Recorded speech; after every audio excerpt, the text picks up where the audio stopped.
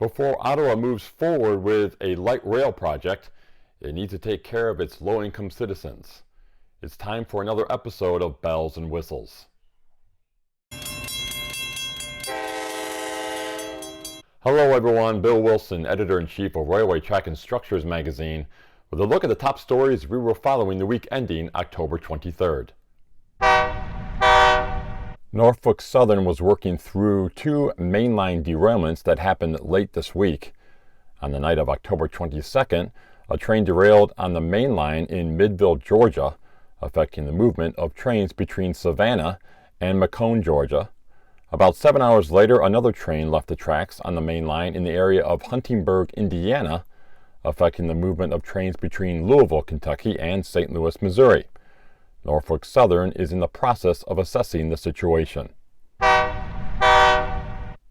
When it comes to the passage of Oregon's Let's Get Moving transportation plan, early indications are residents do not want to move forward with Measure 26-218. The measure calls for a payroll tax on certain employers that would generate billions of dollars for transportation projects, including light rail projects. A poll by DHM Research and Oregon Public Broadcasting, released on October 20th, showed 47% of likely voters would vote yes on November 3rd, while 42% said they would vote no. The measure needs to have 50% approval. About 11% said they were undecided. New Jersey Transit no longer thinks natural gas is the natural choice for the redesign of its microgrid, which will improve the supply of electricity to lines of track in the region. After months of debate over the natural gas selection, NJ Transit President and CEO Kevin Corbett announced the agency is taking a step back to reevaluate other alternatives like wind and solar. The board approved a $3 million strip-in program in an effort to start the new process.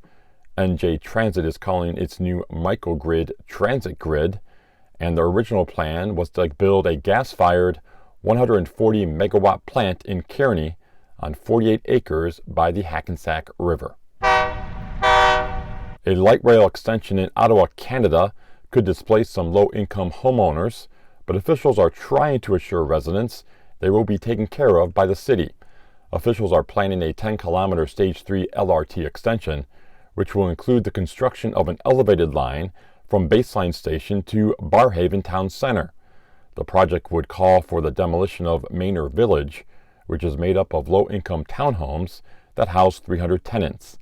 The city says dwellings that would be eliminated by the light rail project could be redeveloped, but specifics of a plan are not being offered at this time. And now is the time to submit your top project for consideration for the 2021 RTNS Top Projects Competition.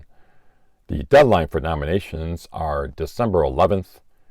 To nominate your project, go to the URL you see on your screen.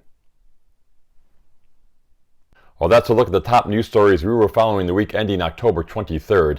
For the latest news, be sure to go to www.rtnds.com. You can also find us on social media. We are on Twitter and Facebook. Have a great weekend, everyone.